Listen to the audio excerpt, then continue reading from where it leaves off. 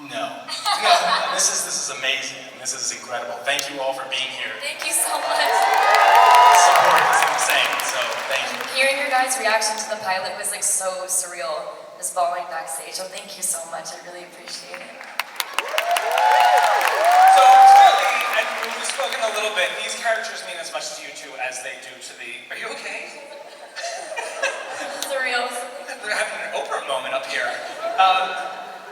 So obviously these characters mean as much to you as they do to the fans.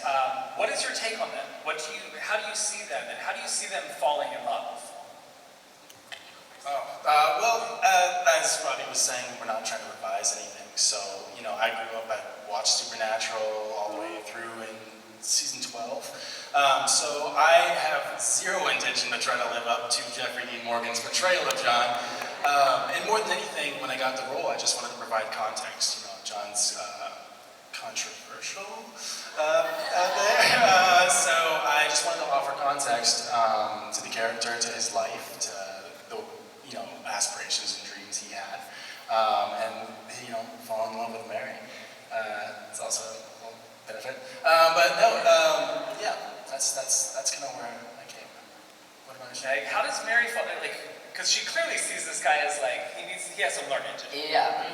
I think playing Mary is so much fun because she is a very strong, independent woman who knows exactly what she wants and very badass for sure.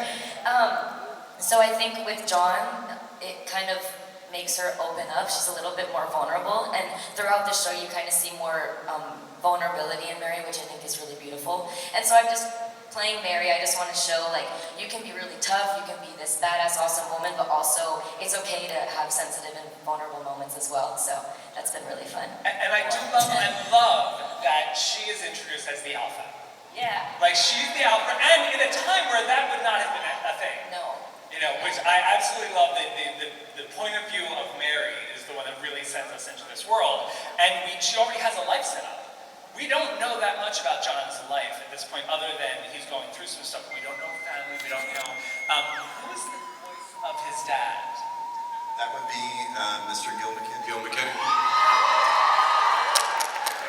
Very nice. Now let's talk about the Scoobies, because we get right into that as well, and I'm all aboard for this. And they're all Mary's friends. Lata is, so I loved her from the get-go, but I'm also a little concerned about her. Yeah. Because I feel like she could be corrupted.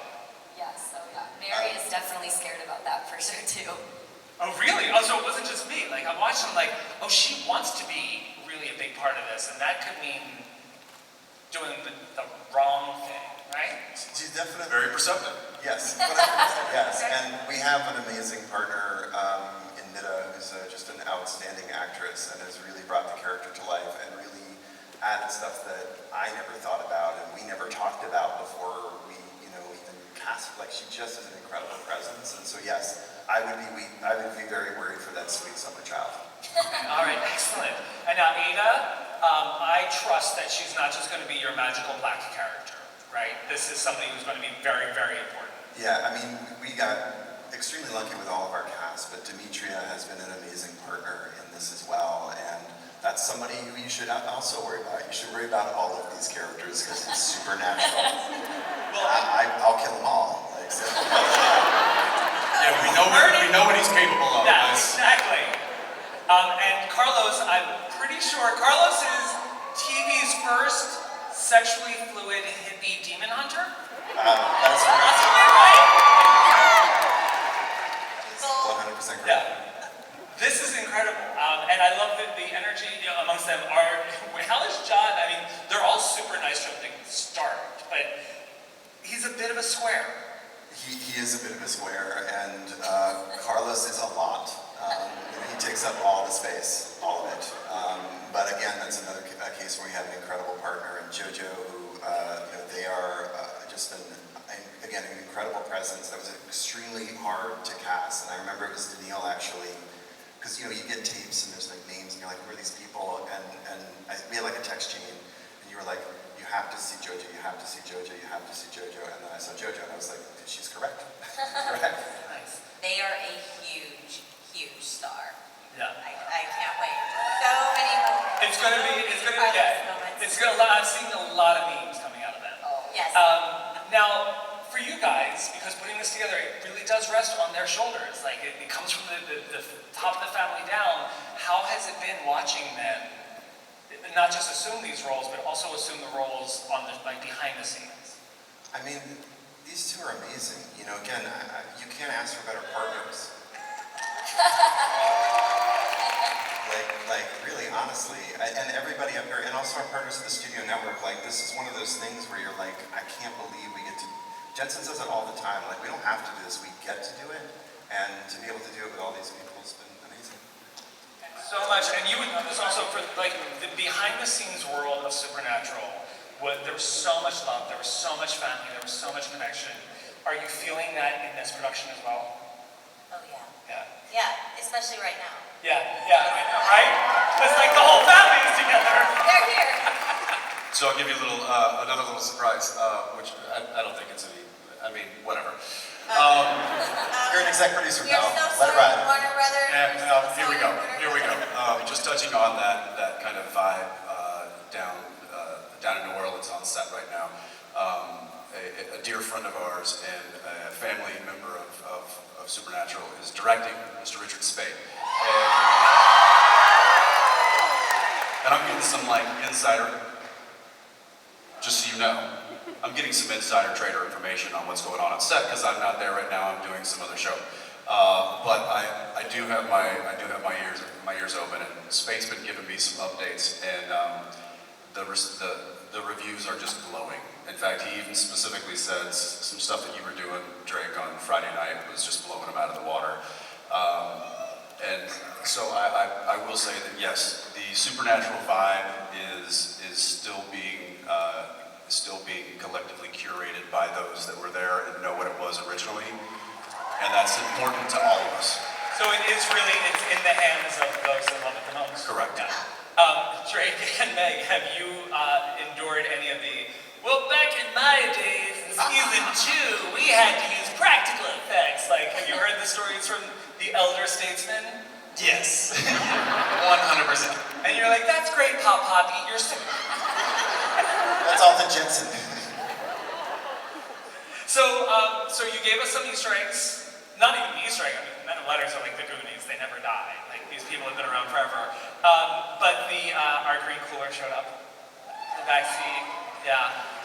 But this Akrida, is this the big bad for the season? This is our big bad, and again, one of the things that Danneel and Jensen, when we first talked about it was, we have 327 episodes of continuity, and it felt like an opportunity maybe for us to kind of do something that we hadn't seen before, while still embracing all 327 episodes warmly. We have a Supernatural technical consultant who is obviously starts with these two. And then Drake has watched and has like the actual time code, I think, of some of the episodes. Episode 1. And then the Supernatural Wiki, if any of you guys have ever used it, Jules also has been helping us out as well, which has been really super cool. But to answer your question though, like there's just people here. It's handcrafted. These are people who love it. And what other Easter eggs should we be looking for? There's a bunch in the pilot that. Some of them are just fun, like there's a few directors' names that you'll recognize in the background and things like that. That's right, Kim Manners, Mr. David Nutter.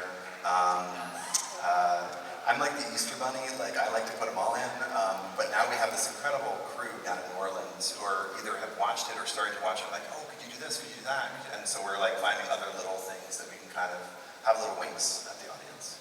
And Robbie does such a great way of putting those Easter eggs in, but not making them so blatant. Like when Mary says that they put a knife in her hand before she was old enough to hold it, is very familiar to, you know what, Dad, he gave me a 40, instead of thinking he gave me a 45. So there's a lot of little like kind of subtle Easter eggs too that I think are important, but also help really tell this story, move it along just the way that it did many years ago.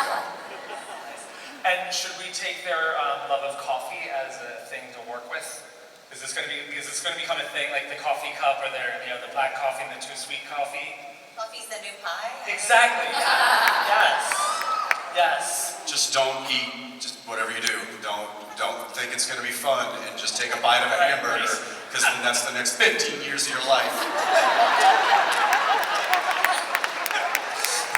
So obviously people online and inline and out in the world, they're all very curious because the mothership was staffed with celestial characters who are timeless. They can go back and forth, and I think the one that they all want to know about starts with a C.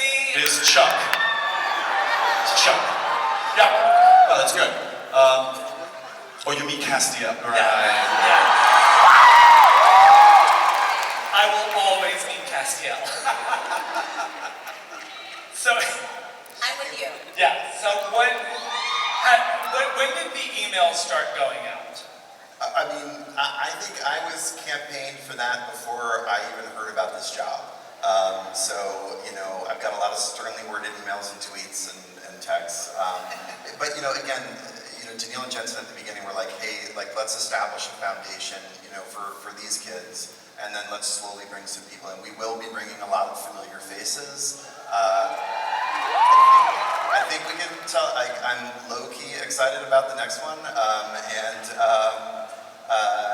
But whether or not we see Mr. Misha Collins, I would love it. I would love to see everybody back in some way, shape, or form. And I think we'll have an opportunity to do that, hopefully sooner rather than later. Okay, all right. All right, so we're going to go to audience questions because I want to hear from these guys. Because there's nothing better than watching Supernatural fans love on the Supernatural people. Yay!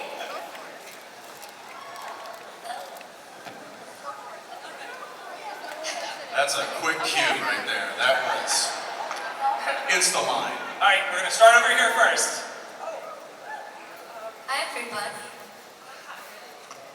Hi. My name is Allison. I'm from St. Louis, and I was wondering if the plan for the beginning of the season was always Dad's on a hunting trip. He hasn't been home in a few days, or if there was ever like a different way you were going to start that. I will take all the heat for that. I'm guilty as charged. Again, Danneel and Jensen and I talked about it early on about how can we find little parallels between 1972 and 2000, whatever, because we did time jumps in Supernatural. I don't remember what year it is. 05. Whichever it is. And that was something that, was kind of baked in from the beginning. Yeah. Thank you. Of course, nice to meet you. Hello, my name is Rihanna, and I'm from New York City, obviously the greatest city on the planet.